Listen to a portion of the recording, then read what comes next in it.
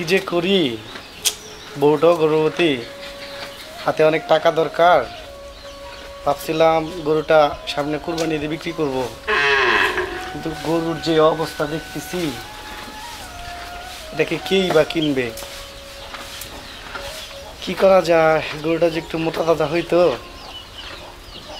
তাইলে মনে হয় একটু ভালো দাম পাইতাম।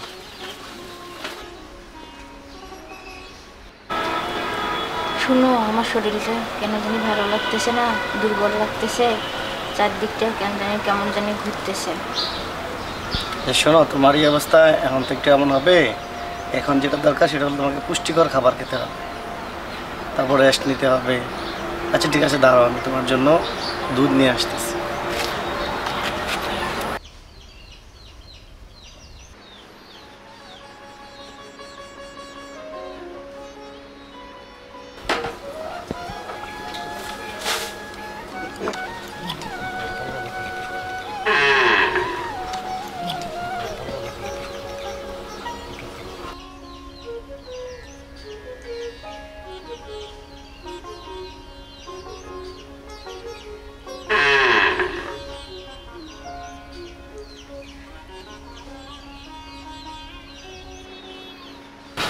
না, দুধ দাও।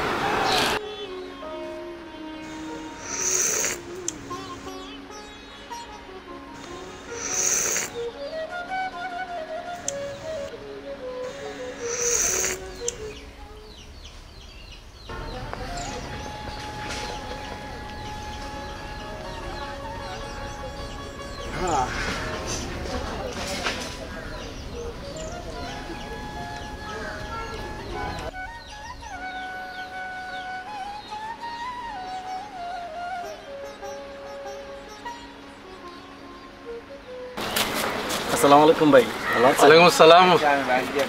হ্যাঁ আলহামদুলিল্লাহ ভালো আছি। রফিক কেমন আছো? আসি ভাই, আলহামদুলিল্লাহ ভালো, তবে মনটা একটু খারাপ ভাই, একটু টেনশন। কেন ভাই, কি হয়েছে ভাই? আরে ভাই, বাসাতে একটা গরু আছে, গাভী, এটা তো একদম চিকন হাড্ডিসার। তো ভাবছিলাম সামনে কুরবানি ঈদে এটা বিক্রি করবো, কিন্তু এটার যে অবস্থা, দুধও তেমন দেয় না, তো কে কিনবে এই গরু ভাই? আবার সামনে টাকাও দরকার, স্ত্রী গর্ভবতী, সব নিয়ে আছে, একটু টেনশনে আছে ভাই। আপনি তো গত বছর অনেকগুলো মোটা তাজা গরু বিক্রি করছিলেন, তো এগুলা মোটা তাজা করার জন্য কি কোনো ওষুধ দিছিলেন? আমি আমার গরুকে একটা ইঞ্জেকশন দিছিলাম যাতে রোগবালাই না হয় এবং তাড়াতাড়ি যাতে মোটাসোটা হয়ে যায়।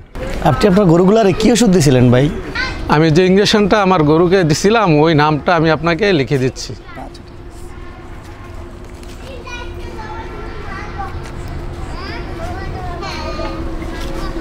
আচ্ছা ভাই, ধন্যবাদ। ওয়েলকাম।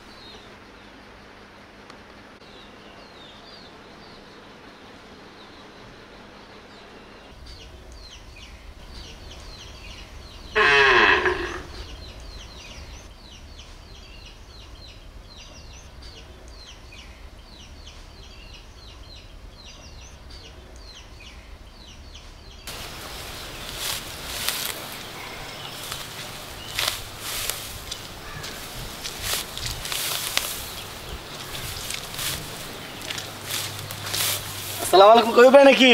ওয়ালাইকুম আসসালাম। কি অবস্থা রফিক ভাই, ভালো আছেন? হ্যাঁ আছি আলহামদুলিল্লাহ, আপনি ভালো আছেন ভাই? আছি ভালো ভাই।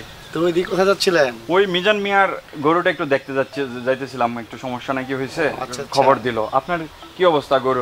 গরুর যে অবস্থা, চিকন হাড্ডিসার, তো মোটা তাজা করার জন্য ইনজেকশন দিচ্ছি যাতে অসুস্থ না হয়। ও সত্যি তাই? কি ওষুধ দিচ্ছেন? নামগুলো তো মনে নাই, তবে সোহেল ভাই বলছিল মানে এই ইঞ্জেকশনটা দিলে গরু মোটা তাজা হবে, তারপর গরু তাড়াতাড়ি বৃদ্ধি পাবে এবং অসুখ হবে না। ও তাই, চলুন তো আপনার বাড়িতে গিয়ে আপনার গরুর অবস্থা আর ওষুধগুলো দেখে আসি। হ্যাঁ ভাই চলেন বাসায়। চলেন যাই দেখি কী অবস্থা।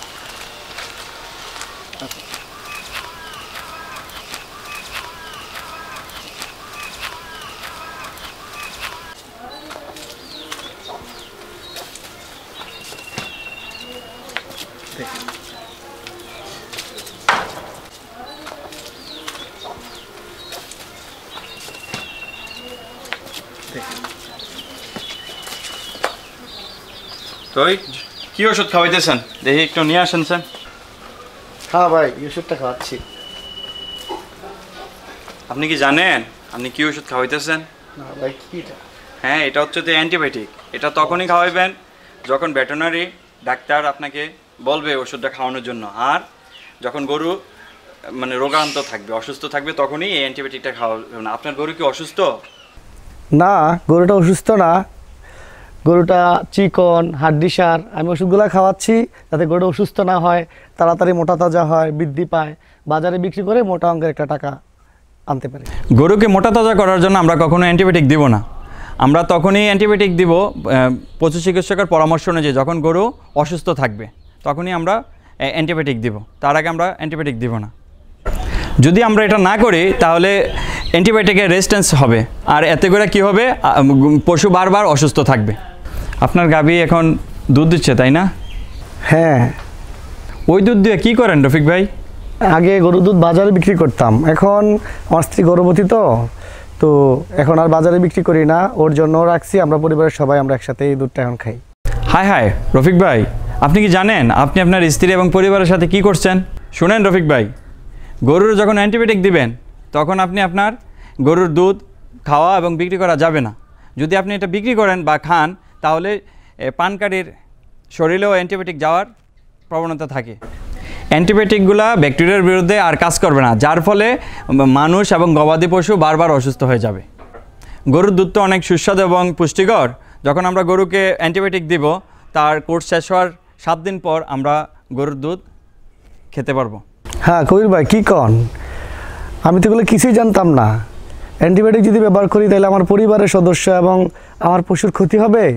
যেহেতু অ্যান্টিবায়োটিক খুব গুরুত্বপূর্ণ এবং জীবন রক্ষাকারী ওষুধ, সেহেতু রেজিস্টার ডাক্তার বললে তারপর আমরা অ্যান্টিবায়োটিক এবং অ্যান্টিমাইক্রোবিয়াল ওষুধ ব্যবহার করব।